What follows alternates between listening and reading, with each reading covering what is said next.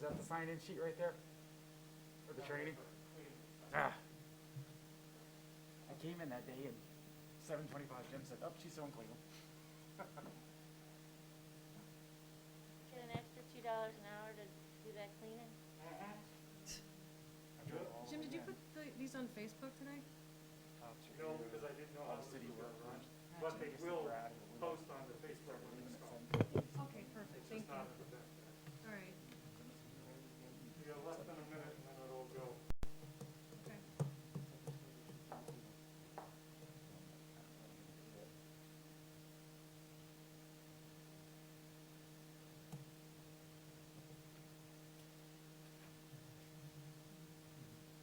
Is Mr. Franklin coming later on?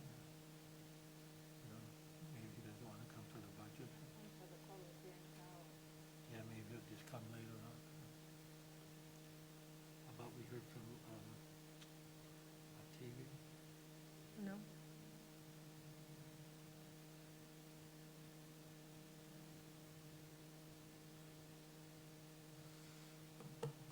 Well, we'll still have one. But that's fine.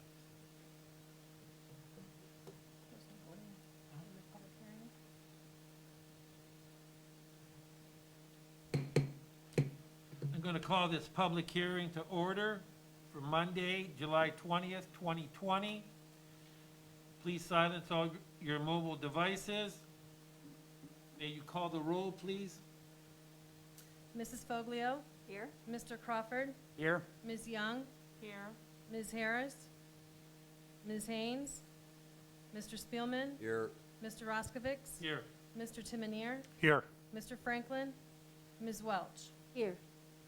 The purpose of this public hearing is to meet the state of Ohio requirement for the presentation of the 2021 city budget. We welcome anybody who's watching at home, and we will now turn the meeting over to Ms. Welch. Okay, I'm just going to give you a little bit of information on different things within the tax budget. It is due to the county tomorrow. So the tax budget is required by the Ohio Revised Code 705.17 and gives the county auditor the amount of property tax we are eligible to receive and request. It also is used by the county to certify that requested millage for levies on property taxes, that it's needed. The tax budget is the first snapshot that you have for the 2021 budget. Included in the tax budget is a history of our expenditures and revenues and what we believe next year will look like.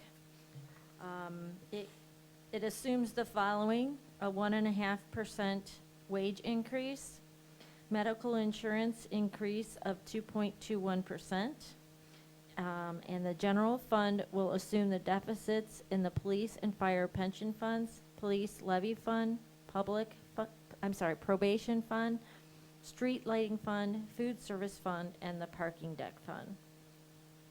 Those subsidies are typically, they occur every year, just so you know, they're not out of the norm. And currently, the general fund is projected to have $175,473 beginning carryover into 2021.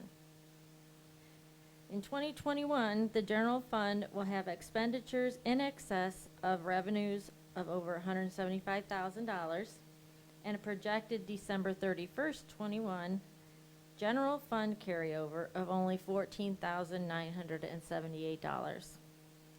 This is much worse than last year. This amount is not adequate to meet even the first payroll in January. Even with the budget reductions due to COVID-19 pandemic, departments will need to really watch their spending, and for the rest of this year, will need to watch their spending for the rest of this year as to add a larger cushion to assist with next year. So the less we spend this year, better off we'll be. Also, once the second half property taxes are received and income tax revenue is posted through the end of July, we will have a better understanding of what the 2020 year end will look like. and it will determine what steps will need to be taken for the 2021 formal budget process. The tax budget also includes a debt schedule requested by the county and appears on page 10.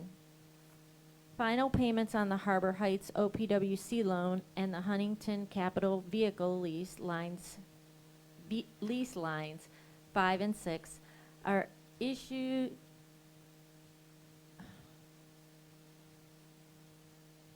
Okay, that's not what, the payments were issued in 2020, which will release yearly payments of $26,865 from our debt. There currently is no new debt issued as of year-end 2020, and therefore no additional payments have been added to the schedule for 2021. The city is currently within our debt limitations. The formal budget process will begin next month, and the next steps in the process, council enacts the legislation approving the tax budget. You have that for this evening.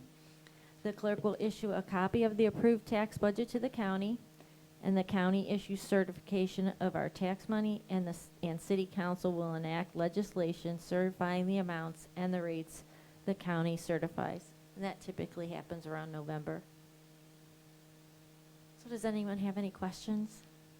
Mr. President, Tracy, on page 10, which ones did you say, which? It's, they don't appear. Oh, they don't appear? Yeah, Okay, they okay. rolled off, in other words, so, Okay, good. I was because gonna say, 'cause I we can't paid, find them. make the final payments in 2020, so that's for 2021 that you're seeing. And how much did? It relieves about $26,865 Okay, good. per year. Tracy, could you, on the one line, it says the general fund projected to have 175,000 beginning carryover. I'm on page 1. Okay. Right. And then the next line, it says it will have expenditures in excess of 175,000. And the Because carryover will be, so could you explain that to me? Yes, The two. Mr. President, the carryover is, basically what I'm telling you is the $175,000 is assisting, is what is needed to basically, you're using that carryover. So when I'm saying it's in excess, revenues in excess of expenses, it's strictly on next year's projected, not including that carryover. So if I took, okay, this is all the revenue we get in 2021, these are the expenses we budget for 2021, that's, I'm got $175,000 more expense than I have collecting in 2021 of revenue. The $175,473 that's from this year that I don't see, that I can see that hopefully we're gonna have going, which usually ends up being more, when people start closing POs and things like that at the end of the year. That's what we're using from this year to add to the next year revenue. And if we didn't have that, we Yeah. would be in the negative, All even right. more than what we are. And so then on this next, not this December, but next December, That's where the you're 17. anticipating only a $14,000. Or yeah, the 14, mm-hmm. And like you say, we would be in the hole, $175,000 if we lose this carryover this year. Yeah, and these are, I rounded, so just so you know. I didn't want to bother you with pennies. Yeah, that was just, okay.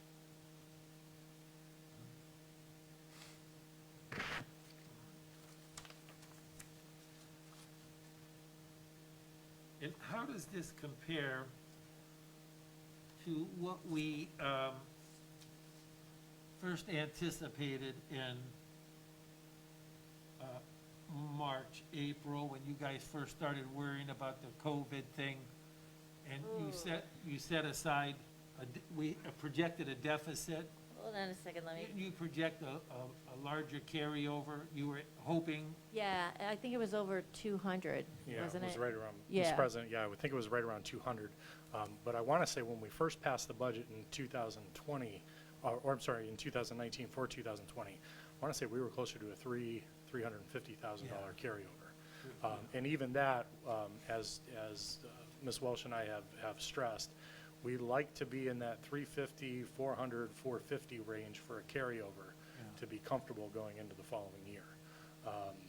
So as Ms. Welsh said, once we close out July's finances and know what the property tax are, know where we are with income tax, we'll have a much better idea of what COVID has truly done. We're starting to see, as we'll report in council, we're starting to see some shortages now in sewer payments, trash payments. Or, I'm sorry, sewer payments are actually up a little bit. Trash payments are way down, and our income tax is down, and property tax was down on the first collection, but not by much. And I'm hearing from the county that we did have a strong second collection. So we're hoping for those numbers next week, I believe. And then, of course, closing out July. I'm not sure when we actually get second half. I don't think it's till August. We'll at least know what that number is before we get the money.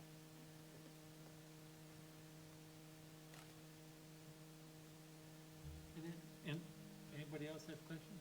Kim? No. Can we go to page 3? Can I have you look at page 3?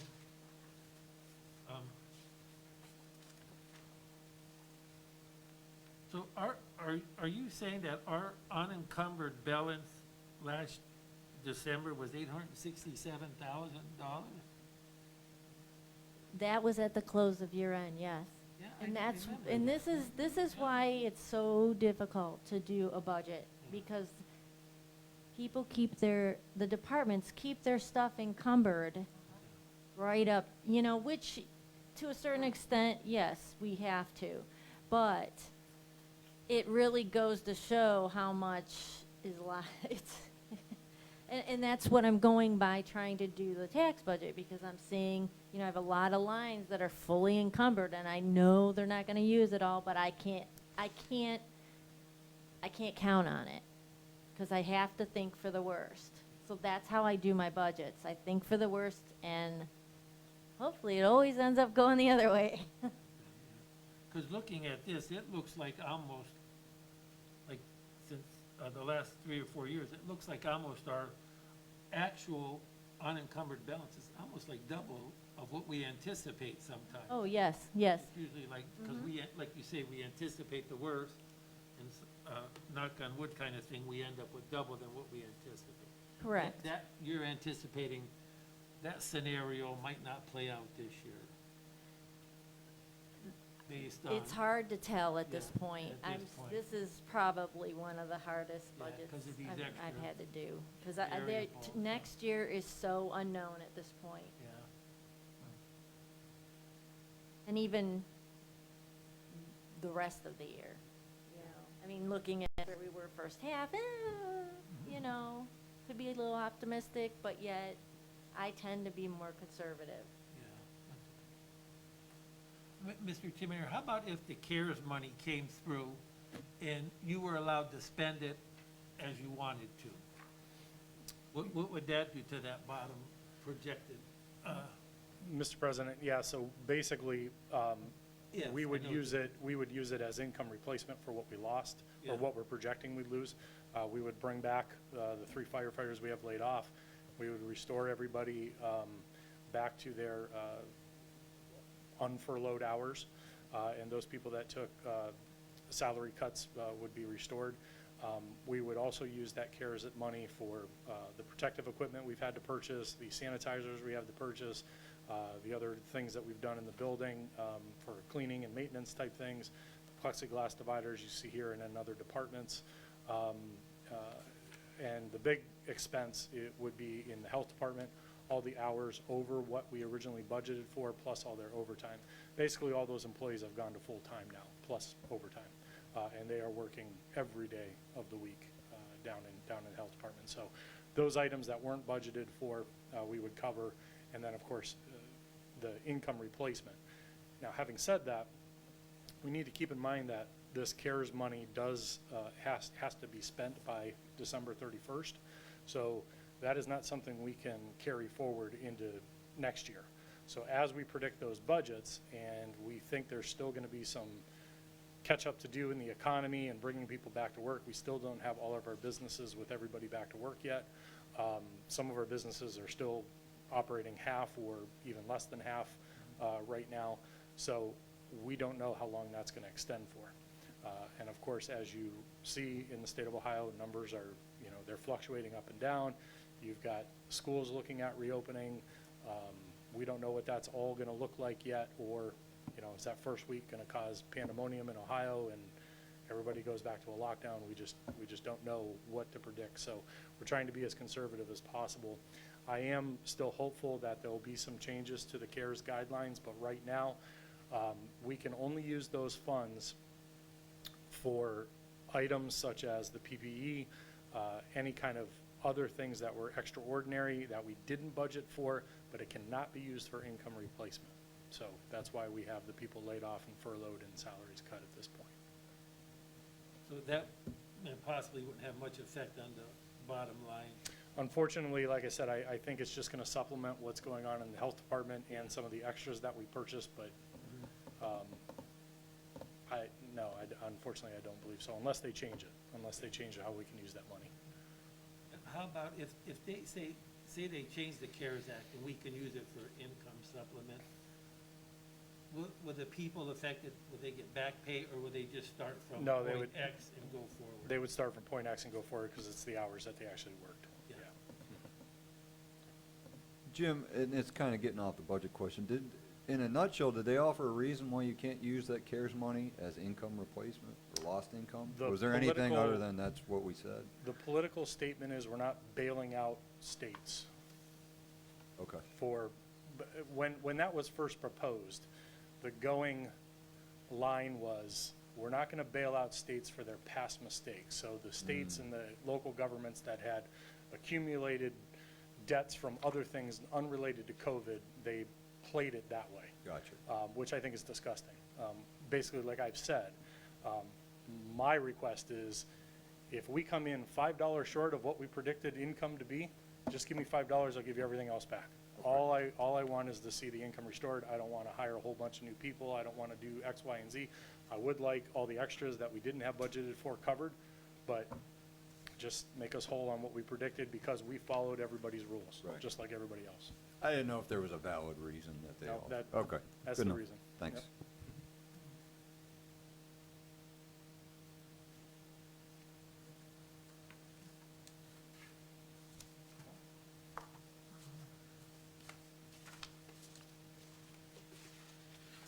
Are there any other questions or comments? Anybody? No? Okay. And then at this time, we obviously don't have the public, but the public has opportunity to view this, Ms. Welch, right? Yes. And how would they do that, online or? I think, oh, do you mean the physical document, or? Don't the public have time to look at this, or is that later on? No, that's the actual budget. Okay, so, all right, so that's This later. is, yeah. Okay. But it is it will be available. We typically will set it upstairs, it's like outside Stacy's office, and we will put it online as Okay. well.